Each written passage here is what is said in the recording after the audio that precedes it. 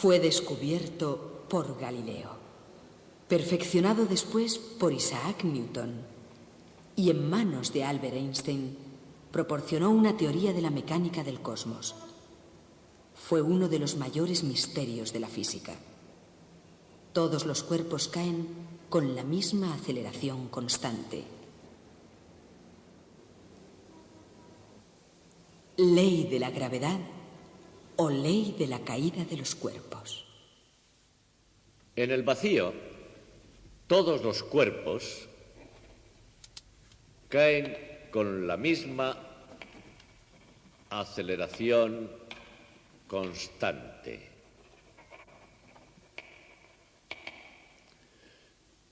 Esta es la ley de la gravedad. No parece que esto quiera decir mucho, pero veamos ahora exactamente en qué consiste. Dice esta ley que el efecto de la gravedad en todos los cuerpos es siempre el mismo, con independencia de su peso. Desde Galileo a Isaac Newton y hasta Albert Einstein, este fue uno de los mayores misterios de la física.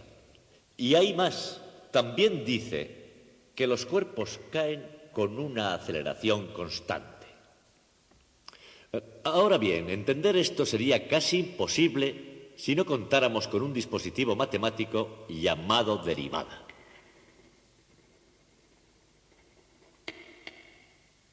Luego veremos lo que significa. Y finalmente, aunque esto nos parezca muy profundo e interesante, está violentando nuestra más simple intuición, porque esto que decimos sucede en el vacío y no en el mundo que nos es familiar.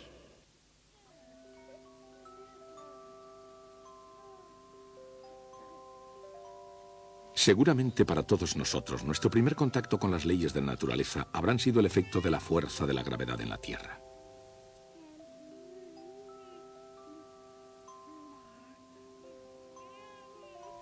Entendamos o no cómo funciona la fuerza de la gravedad,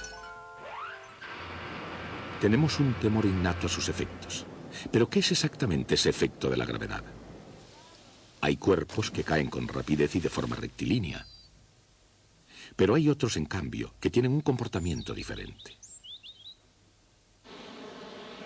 En algunos casos, casi no se puede definir cómo y por qué caen los cuerpos.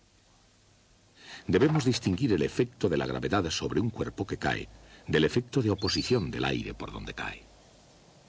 En otras palabras, tenemos que imaginarnos un cuerpo que cae en el vacío.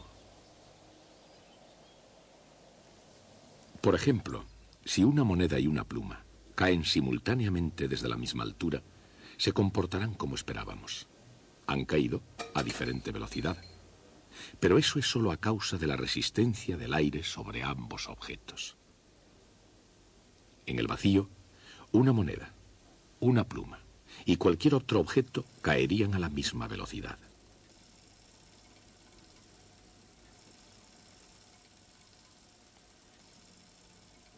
La moneda y la pluma están ahora en el tubo de cristal, sin prácticamente aire, es decir, en el vacío, y ahora seremos testigos de la ley de la gravedad en acción.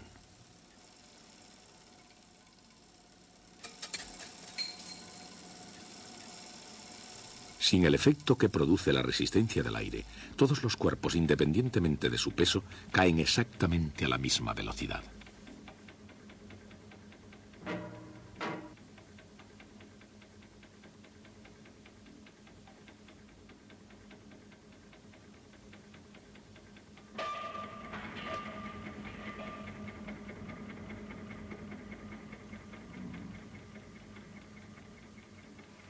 Cuando el astronauta del Apolo 15, David Scott, exploraba la Luna sin nada de aire, hizo una demostración de este tradicional experimento. Bien, aquí tengo una pluma y un martillo. Una de las razones por las que vinimos a la Luna fue porque un caballero llamado Galileo hizo un importante descubrimiento sobre la caída de los objetos en campos gravitatorios. ¿Y dónde encontraríamos un sitio mejor para ver si su descubrimiento era correcto que en la Luna? Los dejaré caer aquí mismo. Es de suponer que los dos golpeen en el suelo a la vez. ¿Qué les ha parecido? Por lo visto, el señor Galileo tenía razón.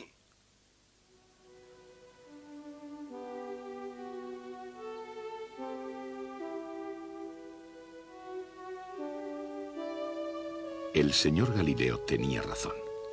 Hace casi 400 años, cuando todo el mundo pensaba que los cuerpos pesados caían con más rapidez que los ligeros, Galileo se dio cuenta de que en el vacío todos los cuerpos caerían a la misma velocidad. Por supuesto, Galileo no podía conseguir un vacío, pero pudo imaginar uno.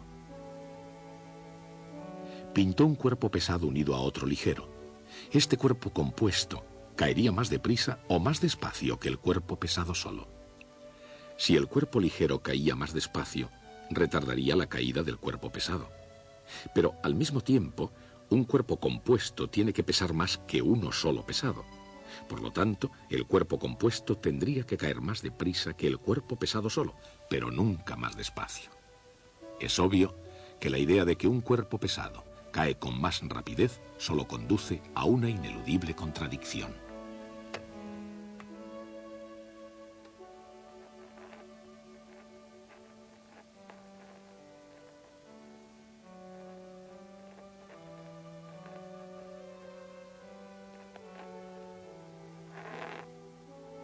Galileo se dio cuenta entonces de que la única opinión lógicamente aceptable era que todos los cuerpos caen a la misma velocidad cuando se suprime la resistencia del aire.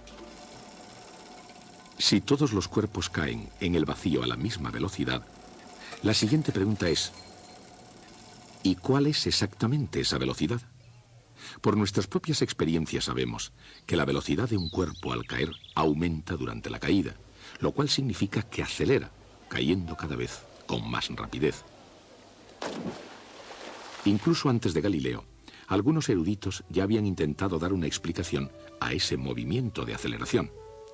Aproximadamente 100 años antes, Leonardo da Vinci ya había hecho su propio estudio de la caída de los cuerpos, animado quizá por su sueño de volar.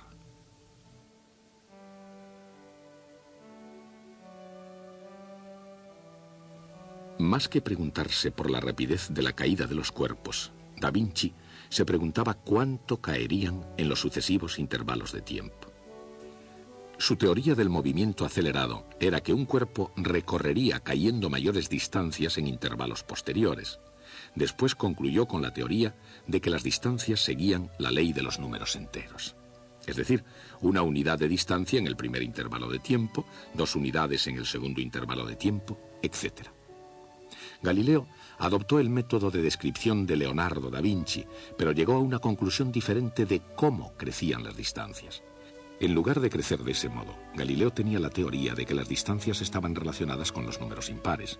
1 unidad de distancia en el primer intervalo de tiempo, 3 unidades de distancia en el segundo intervalo, 5 unidades de distancia en el tercer intervalo, etc. En otras palabras, según Galileo, la distancia recorrida en cada intervalo es proporcional a los números impares. Galileo llegó a sus conclusiones después de realizar una brillante serie de experimentos en los que medía el tiempo que rodaba una bola por planos inclinados cada vez más empinados. La ley de los números impares de Galileo se puede ver en acción en algún lugar sorprendente, y que a Galileo le hubiera causado más asombro que la misma superficie de la Luna. En una montaña rusa de un parque de atracciones al sur de California, los visitantes pagan con gusto una cantidad de dinero por el privilegio de dejarse caer en caída libre a través del espacio bajo la influencia de la gravedad. Algodón de azúcar, candy, es mucho mejor. A mí esto no me gusta nada. No. De hecho, esta parte del paseo es gratis.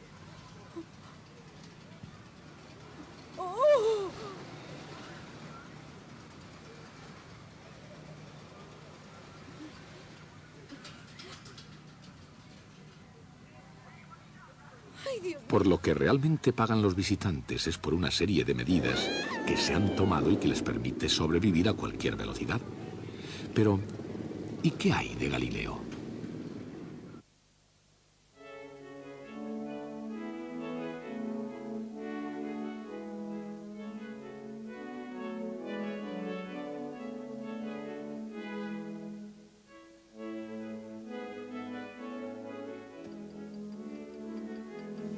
Si esto es una unidad de distancia, esto debería de ser 3, y esto 5, y así sucesivamente. Y realmente lo son. Galileo tenía razón. En sucesivos intervalos de tiempo, las distancias recorridas cayendo siguen los números impares. Aquí hay algo más que Galileo también vio. Fíjense en la distancia total recorrida en un instante. Después del primer intervalo de tiempo, 1 unidad de distancia. Después del segundo intervalo, 4 unidades de distancia. Después del tercer intervalo, 9 unidades de distancia. Después del cuarto, 16 unidades. En otras palabras, al final de cada intervalo, la distancia total recorrida cayendo es de 1, 4, 9, 16, 25 y así sucesivamente. Y esos números son, por supuesto, cuadrados perfectos. O sea, que la distancia recorrida en la caída es proporcional al cuadrado del tiempo. Y de este modo, la ley de Galileo se puede escribir en una simple ecuación, utilizando S para la distancia y T para el tiempo. Que quiere decir que estamos hablando de la distancia como función del tiempo. Esta constante c numéricamente es igual a la distancia que recorre el cuerpo cayendo durante el primer segundo, es decir, 16 pies, aproximadamente 5 metros.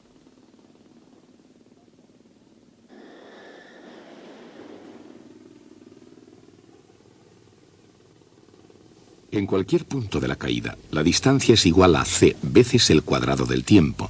Así, después de 2 segundos, la distancia recorrida cayendo es igual a c veces 2 al cuadrado, o sea, 4c. Si tomamos el valor 16 para c, sabemos que ha caído 64 pies, unos 19 metros y medio.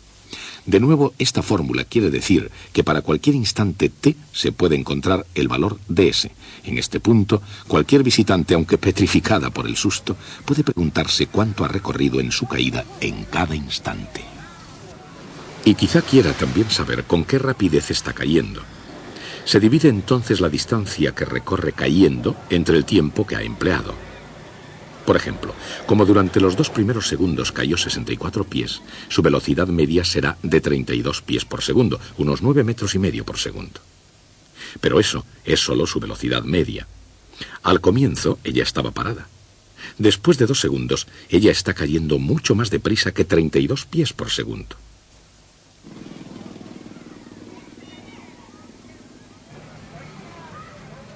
Pero lo que realmente desea saber esta mujer no es su velocidad media, sino su velocidad exacta o instantánea en cualquier instante dado.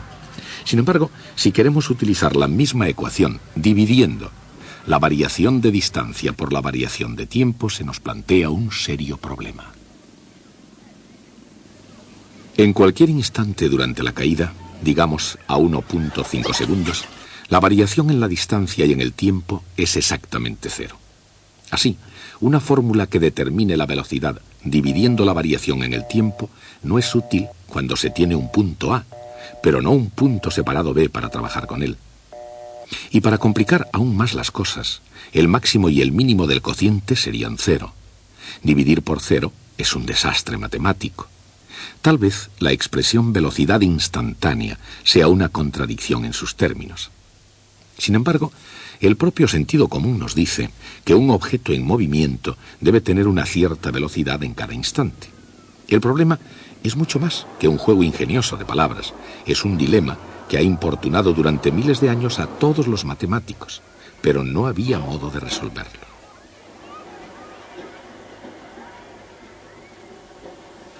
En lugar de pedir la velocidad instantánea en un tiempo exacto t, pida cuál es la velocidad media entre el tiempo t y un tiempo h segundos más tarde, el tiempo t más h. El cambio en el tiempo es h segundos. Si la distancia recorrida cayendo en un tiempo t es igual a c veces t al cuadrado, la distancia recorrida cayendo en el tiempo t más h debe ser igual a c veces th al cuadrado.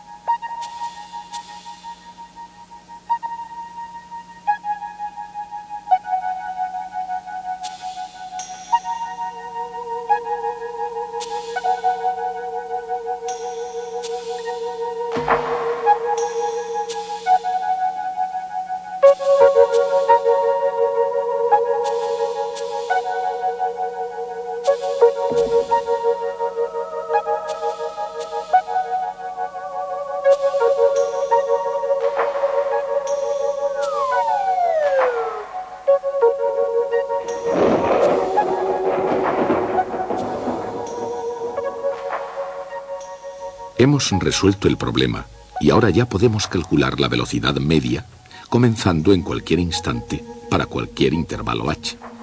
H puede ser un segundo, medio segundo, una décima de segundo o incluso cero, porque ahora no estamos dividiendo por cero. Ahora podemos reducir el intervalo y hacerlo más pequeño y más pequeño hasta llegar al límite. En ese instante hemos calculado una derivada, ya que el intervalo se ha reducido a cero. Si h es exactamente cero, nos encontramos con que en un instante t cualquiera existe una velocidad instantánea y la llamaremos v. v es igual a 2ct.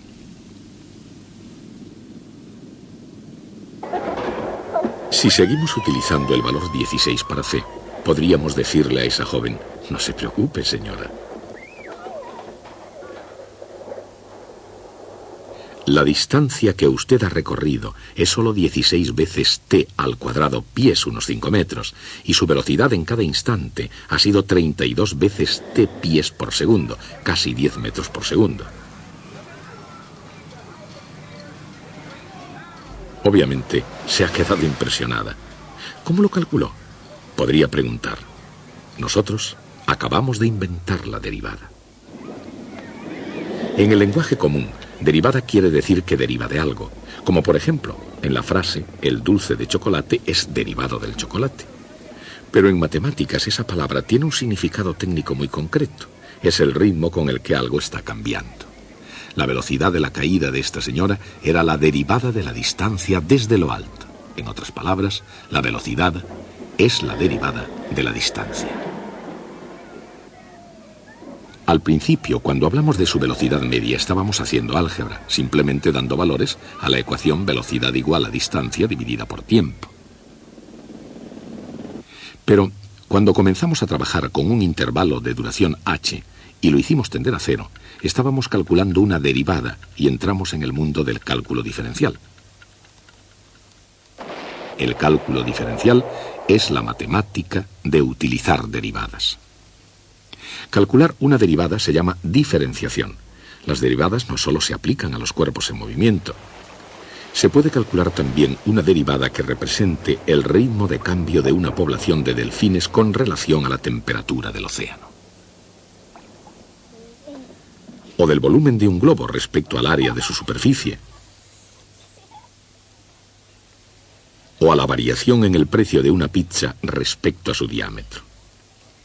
En otras palabras, las derivadas se pueden calcular para casi toda situación en la que haya variación en alguna cantidad cuando otra de las cantidades aumente o disminuya.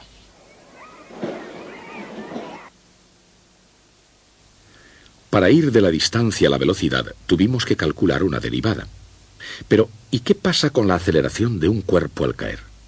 Pues que para ir de la velocidad a la aceleración, hacemos exactamente lo mismo. Si v como función de t es igual a 2ct, entonces v de t más h igual a 2c de t más h.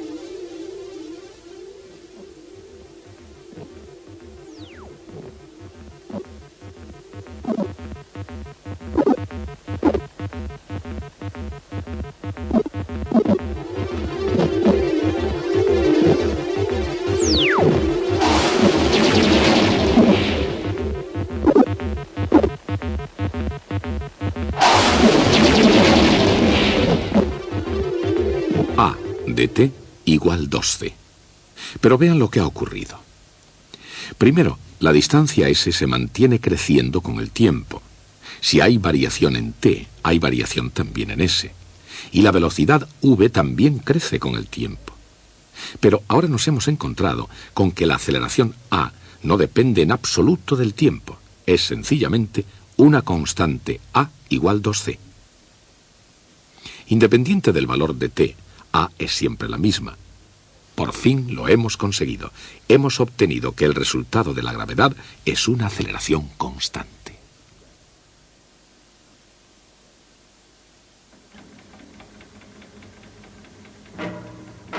Teníamos 3 preguntas sobre la caída de los cuerpos.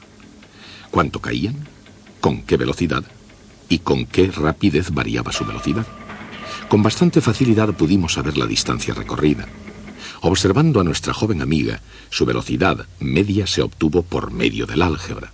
Y luego, para saber a qué velocidad caía exactamente el cuerpo en cada instante y con qué rapidez variaba su velocidad, tuvimos que utilizar ese maravilloso instrumento matemático, la derivada. Usando la derivada, hemos podido explicar el movimiento de caída de los cuerpos. Los cuerpos caen con aceleración constante. Como esa aceleración es muy importante, tiene su símbolo propio, una G minúscula. G igual 2C. Y ahora ya podemos escribir las tres expresiones de la ley de la gravedad en su forma definitiva, cambiando C por G partido por 2.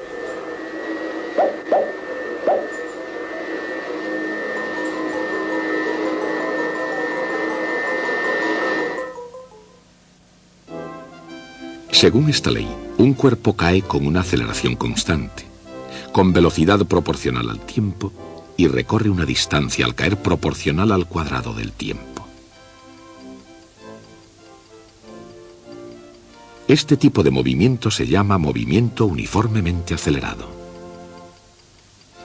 Es difícil, pero no imposible llegar a conocer esos tres hechos sobre el movimiento uniformemente acelerado sin hacer uso del cálculo diferencial. Pero Galileo comprendió los tres hechos. En realidad, casi 300 años antes de Galileo, un erudito francés llamado Nicole Oresme trabajó sobre el comportamiento del movimiento uniformemente acelerado. Oresme y Galileo utilizaron casi idénticos métodos matemáticos para analizar el problema.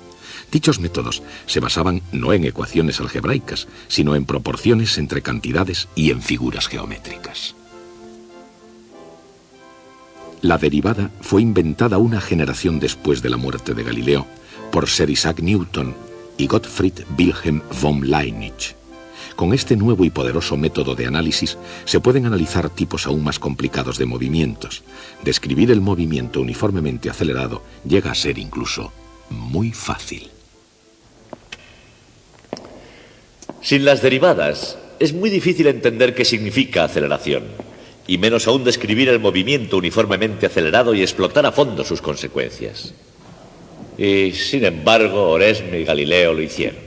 Describieron el movimiento uniformemente acelerado y sacaron sus consecuencias. Fueron verdaderos genios. Una de las tareas de la física es la de encontrar principios sencillos, económicos, pero importantes que expliquen nuestro complicado mundo. Y eso es lo que hemos hecho hoy. Si yo dejo caer algo, cae bajo la influencia de la gravedad de la Tierra. Al caer, su movimiento ha sufrido una cierta influencia debido a la oposición del aire. Si ahora imagino que puedo deshacerme del aire y dejo caer el objeto en el vacío, enseguida descubro un dramático y a la vez sorprendente hecho. Todos los cuerpos caen a la misma velocidad. Podría contentarme con este hecho. Descubrirlo, desde luego, fue un logro impresionante. Pero no nos contentamos.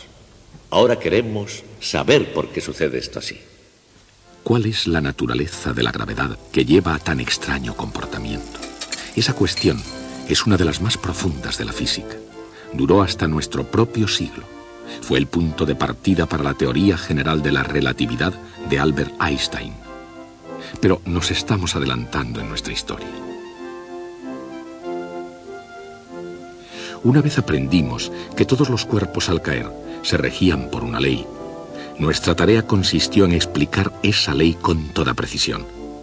Todos los cuerpos caen con la misma aceleración constante, y la aceleración es el ritmo de cambio de la velocidad. Y la velocidad es el ritmo de cambio de la distancia.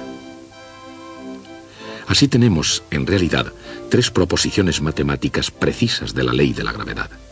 Se relacionan entre sí por medio de un grande y crucial descubrimiento de la historia de las matemáticas: el cálculo diferencial, descubierto por Newton y por Leibniz. Un gran triunfo, el suceso más importante en matemáticas durante miles de años. Newton y von Leinich sacrificaron la dicha de su descubrimiento en una amarga discusión sobre quién lo descubrió primero.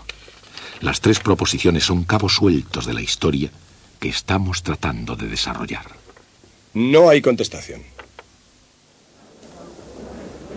Según la ley de la gravedad, un cuerpo cae con una aceleración constante a una velocidad proporcional al tiempo y recorre en la caída una distancia proporcional al cuadrado del tiempo.